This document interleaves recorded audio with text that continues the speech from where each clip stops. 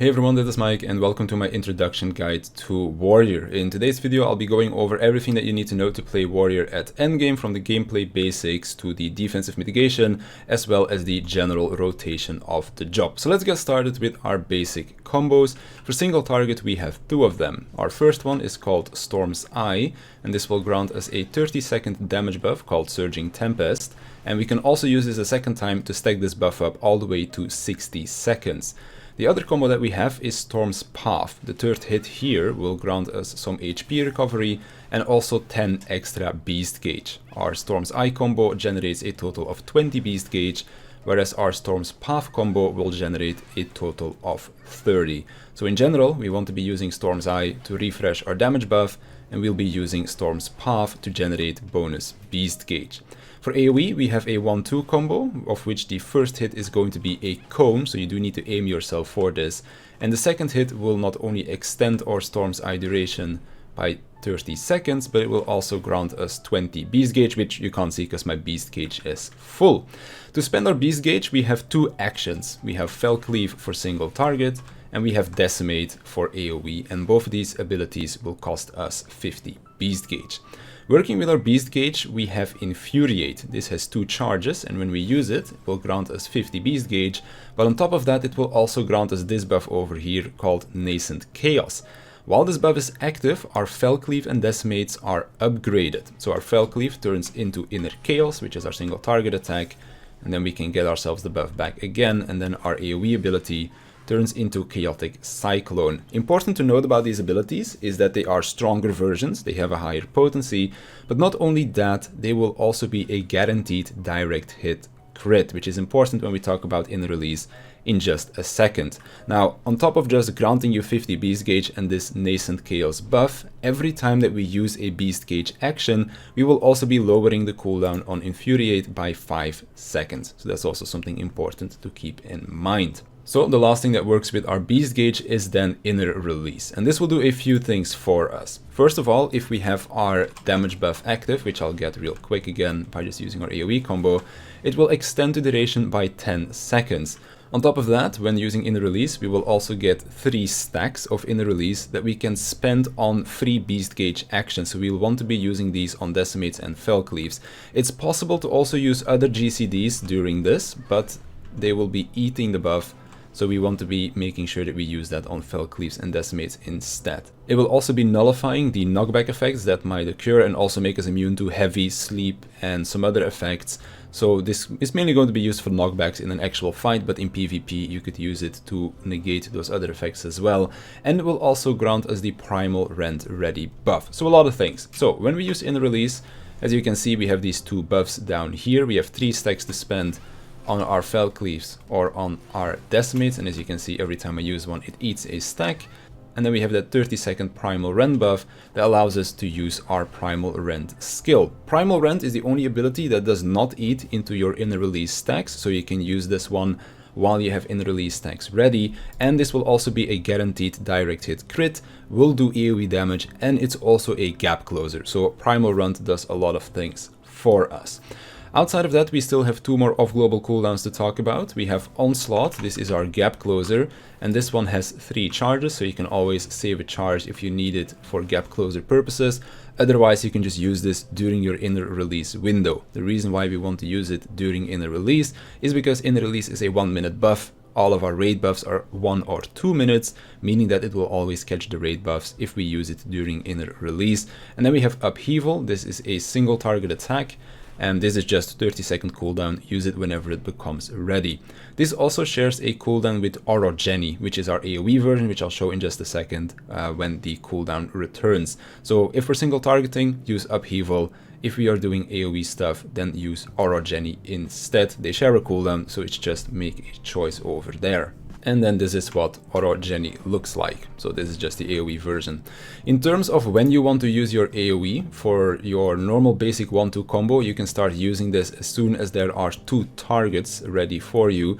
And when it comes to our Decimate as well as Orogeny, we want to start using this from 3 targets and up. As long as there's only 2 targets, you'll still want to use Fell Cleave and Upheaval instead.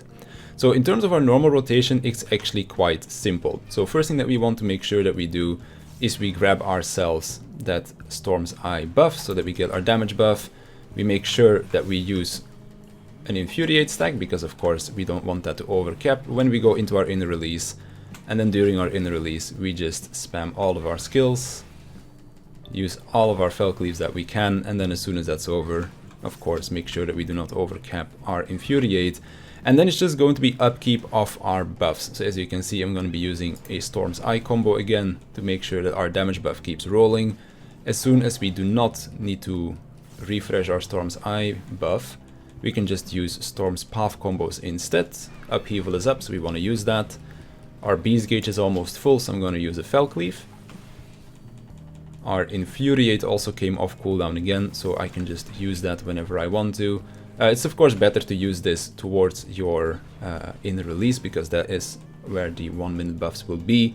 But of course you can't always do that because you do not want to press Infuriate right before you go into inner release because they do not stack with each other.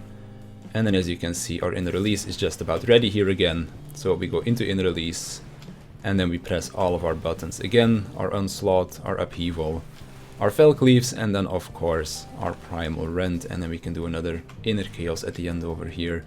And that is basically the basic gameplay rotation of Warrior. You just want to make sure that you can keep up that Storm's Eye buff. As long as that buff is up, we use our Storm's Path instead to generate bonus Beast Gauge. We spend our Beast Gauge on Decimate or Fel Cleave whenever we have enough Beast Gauge ready for that.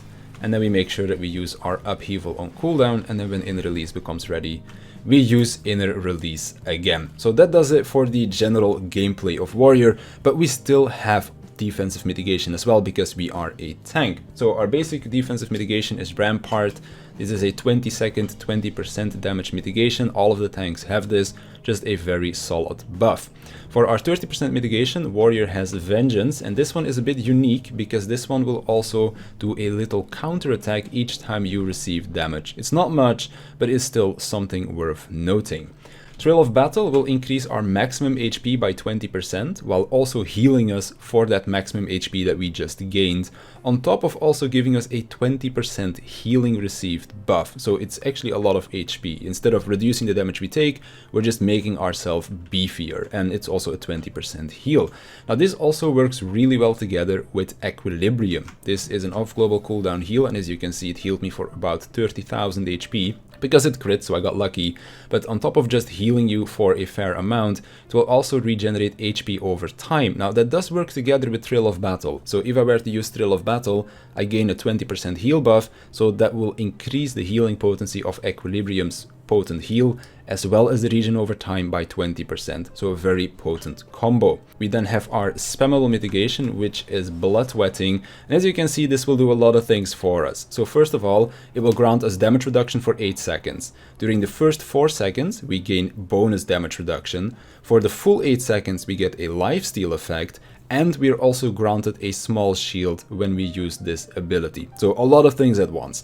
This is also sharing a cooldown with Nascent Flash, which is basically a Bloodwetting that you're going to be granting to a party member. So Bloodwetting if you want to use it on yourself, Nascent Flash if you want to use it on a party member. Now the healing aspect of this skill is fixed, so it will always grant you a 400 potency heal, but it scales with the amount of targets that you hit. So if you're in a dungeon and you're AoEing, you're going to be healing for all of the enemies that you are hitting, and it's also possible to force a crit on this heal whenever we use one of our upgraded Fel Cleaves or Decimates, so by using our Infuriate or by using our Primal Rend. So if I were to just get my Inner Release here, and if I then use Bloodwetting, as you can see, this is going to be forcing a crit on the heal.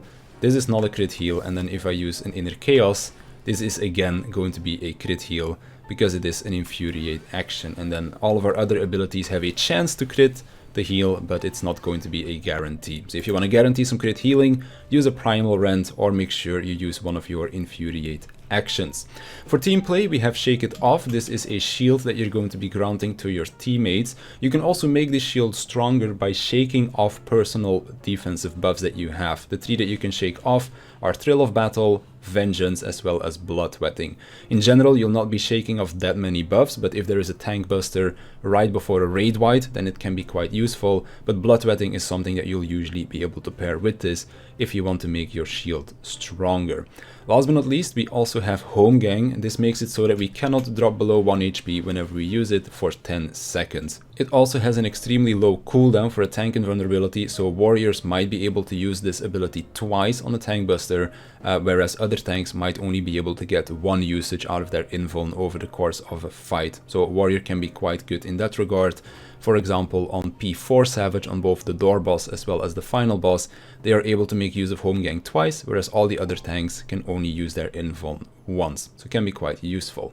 Outside of that, we still have some role actions to talk about. So Reprisal makes it so that all of the enemies around us deal 10% less damage, so it's good for dungeons as well as for boss fights if you want to reduce the damage the raid takes. Provoke will ensure that we are on the top of the enmity list, so this is whenever you want to grab aggro of the boss, you use Provoke. I can't show you what Shirk looks like, but this is the reverse Provoke, so whenever you do a tank swap, the tank that wants to be tanking provokes the boss, the other tank shirks the other tank. So if I want to grab aggro, I press Provoke, my co-tank shirks me. If I am tanking and I need to swap to my co-tank will Provoke and I will shirk my co-tank, so that I can guarantee that he keeps the aggro. We also have Interject. This silences a target, but this is something that you won't be using all too often. We also have Low Blow, which is a stun. This is something you can use in dungeons to stun enemies that are doing an AoE attack or something. And we also have Arm's Length. Now this will do two things for us because we are a tank. First off, it will make it so that we can't get knocked back by most knockback effects, but whenever an enemy hits us while this effect is active, we will also slow them by 20% for 15 seconds, so it's quite good to use in dungeons. This doesn't work on boss fights, but it does work in dungeons, so it can be quite useful for that. And last but not least, I guess I should talk about our tank stands as well. We have Defiance. We turn this on when we want to be tanking. We turn this off when we do not want to be tanking. But generally, as soon as your main tank has aggro, you can turn this on just to make sure that you are second in aggro, because that can be quite important on some fights as well. And that does it for my introduction to warriors. If you have any more questions, feel free to leave them in the comment section down below and I'll definitely get back to you. But for now, that's gonna do it for me. So I want to thank you for watching. I want to thank my Patreons for their support, and I'll see you in the next one.